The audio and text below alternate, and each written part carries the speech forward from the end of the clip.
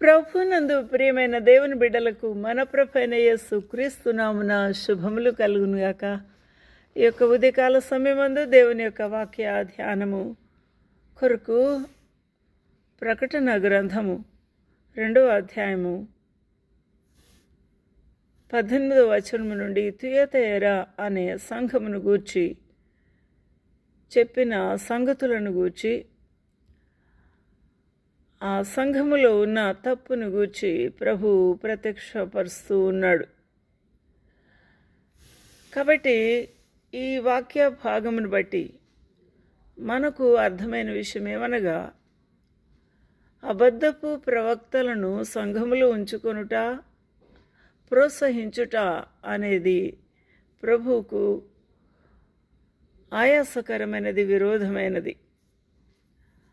రెండవది, విగ్రహములకు బలి ఇచ్చిన వాటిని తినుట అది తప్పిదము కాదు అని, తినుటకును విగ్రహములకు బలి ఇచ్చిన వాటిని తినుటకును అది నా దాసులకు బోధించుచు వారిని మోసపరచుచు ఉన్నది ఈ అబద్ధ ప్రవక్తిని యెజబేలు. కాబట్టి మోసపరచు వారిని మనము ప్రోత్సహించకూడదు, చేర్చుకొనకూడదు. అయితే ప్రభు కనికరమును బట్టి మారి మనసు పొందుటకు, జారుత్వము విడిచిపెట్టుటకు ప్రభువు దానికి సమయము ఇచ్చి ఉన్నాడు. మారు మనసు పొందుటకు నేను దానికి సమయం ఇచ్చి తిని, కానీ 21వ వచనంలో 2:21 చూసినప్పుడు ప్రభువు కనికర సంపన్నుడు కాబట్టి ఆయన సమయము ఇస్తాడు. ఆయన మారు మనసు పొందుటకు మనకు అవకాశము ఇస్తారు. కానీ అది జారత్వం విడిచిపెట్టదు. ఆ తిండిబోతు మనస్సుతో విగ్రహములకు బలి ఇచ్చినవి తినుటకు ప్రోత్సాహపరచుచు అనేకులు మోసపరచుట మానదు. కాబట్టి దేవుని యొక్క ఉగ్రత దాని మీదికి ప్రభు పంపించబోతూ ఉన్నాడు అని తెలియచెప్పుమని వ్రాయుమని యోహానుకు తెలియచేస్తూ ఉన్నాడు.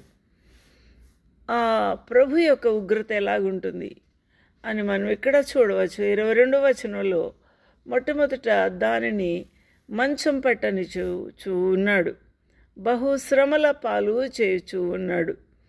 దాని తర్వాత దాని బిడ్డల మీదకి కూడా ఉగ్రత పంపించుచు దాని పిల్లలను నిశ్చయముగా చంపెదను అని ప్రభు సెలవిచ్చుచూ ఉన్నాడు.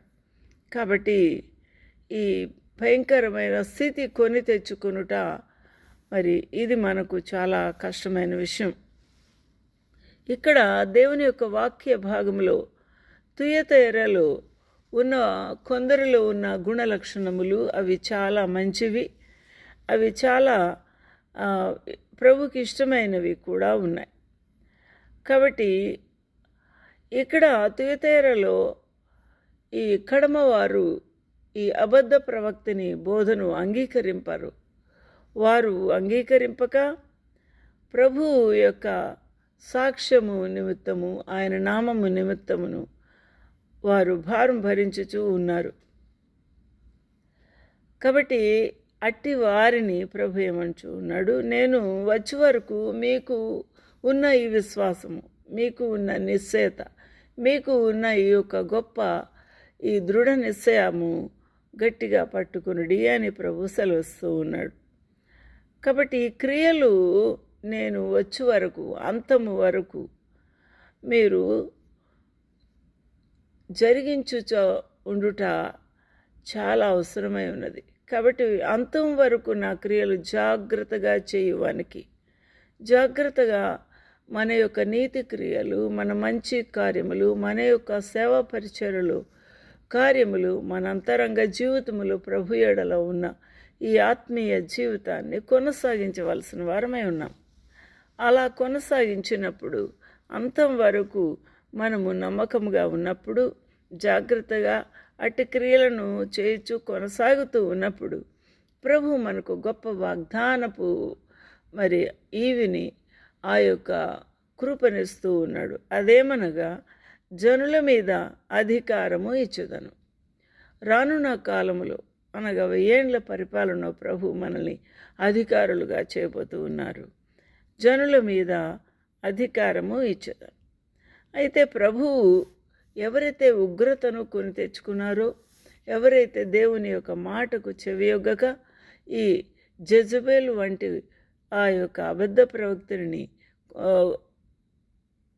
ఆమెతో ఏకీభవిస్తూ ఉన్నారో, ఆమె యొక్క బోధల ద్వారా మోసపడుతూ ఉన్నారో, వారికి ప్రభు ఇనుప దండముతో ఏలి వారి జీవితములను పగలగొట్టబోతూ ఉన్నాడు.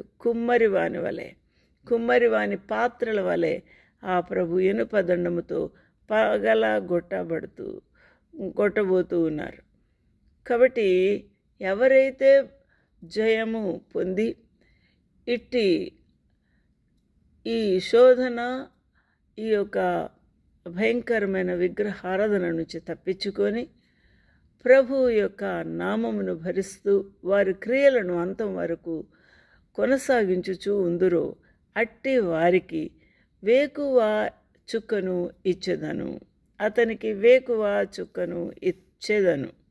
I will give him the morning star. గొప్ప వాగ్దానం ఇది. అనగా ప్రకాశించబోతూ ఉన్న ఆ యొక్క నీ యొక్క ఆత్మీయ జీవితమునకు సూచనగా ఉంది. ప్రభు ఆ యొక్క ఉన్నతమైన పరలోక రాజ్యములో నిన్ను ప్రకాశింపచేస్తాడు ఒక నక్షత్రం వలె. ఈరోజున ఈ యొక్క వాగ్దానము ఇది చిరకాలపు వాగ్దానము. ఇది నిత్యము ప్రభు మనకిచ్చుచు ఉన్న గొప్ప వాగ్దానం. ఇది కొన్ని దినముల మట్టుకే కాదు. ఈ శరీర రీతిగా యెజబెలుతో రాజీ పడుతూ, దానితో మోసపడుతూ మనము ఈ యొక్క తిండి కొరకు ఈ విగ్రహముల జోలికి వెళ్ళి ఆ ఆహారము తింటూ ఉండుట, అది కేవలము శరీర రీతి. ఆ యొక్క అతృప్తి కోరిక తీరుతుంది, అది కొద్ది కాలమే. కానీ ప్రభు యొక్క సన్నిధిలో ఆ ప్రభు ఇచ్చుచూ ఉన్న ఈ గొప్ప వేకువ చుక్క నిత్యము ప్రకాశించున్నది. మరి ఆ ప్రభు ఇట్టి వారిని ఆశీర్వదించబోతూ ఉన్నారు. ఆ జనుల మీద అధికారం ఇచ్చబోతూ, అధికారిగా పరలోకములో రాజ్య పరిపాలనలో అధికారిగా నియమించుచూ ఉన్నాడు. ఎంత బాగుంది. కాబట్టి ఇట్టి దేవుని యొక్క ఈ కృప వరములు, ఈ యొక్క ఆశీర్వాదము కలకాలము నిత్యము ప్రభువుతో మనము రాజ్యము చేయుటకు ఇచ్చిన ఈ యొక్క ధన్యతను మనము పోగొట్టుకోకూడదు. మనం దానిని పొందుకొని అందులో సాగిపోవడానికి ఇష్టపడిన వారంగా ఉండాలి. ఈరోజున ఆలోచన చేద్దాం. ఇట్టి ఉగ్రతను తప్పించుకుందామా, లేక దేవుని యొక్క ఆశీర్వాదము నిత్యము సంపాదించుకుందామా? ఏది కావాలి మనము కోరుకోవాలి. ఈరోజున ప్రభు మనకు ఈ యొక్క తుయతైర సంఘము ద్వారా మాట్లాడుతూ ఉండగా మనల్ని మనము సరి చేసుకుందాం. ఈ లోకమునకు అమ్ముడుపోవద్దు, ఈ లోకముతో రాజీ పడవద్దు, ఈ లోకముతో ఇజ్జోడుగా జీవించవద్దు, అబద్ధ బోధకుల చుట్టూ తిరగవద్దు, వారి మాటలు నమ్మవద్దు. ఈ లోకము అశాశ్వతమైనది, కానీ పరలోకము ఆ ప్రభు ఇచ్చిన వరములు నిత్యము నిలిచినవి.